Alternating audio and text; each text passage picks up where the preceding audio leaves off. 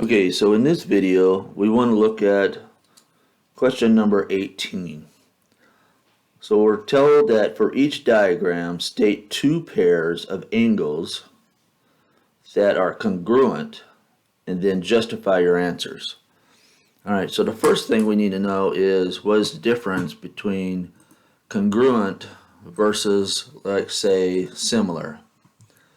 Alright, so if we look at this, congruent shapes are objects that are the same shape and exactly the same size, meaning basically they're duplicates. They're exactly the same. So here's an example of a congruent triangle.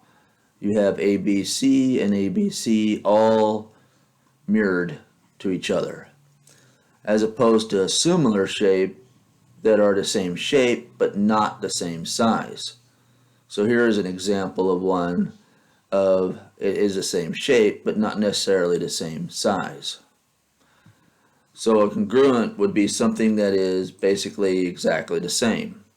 So if we look at question 18 here, basically it's giving us two angles, right? So what we could do is we could say we're looking at L, N, and P. And we're also looking at V, N, and M. Now, based on the rules that we know that 62 degrees, the opposite would also be 62 degrees. So our answer is going to end up being that our angle, let's say angle, LNP will be equal to VNM. So a better way to write this would be, I guess, angle LNP would be congruent to the angle VNM. And the reason so being is because the 62 and 62 would be the same here. Therefore, these two angles would be congruent.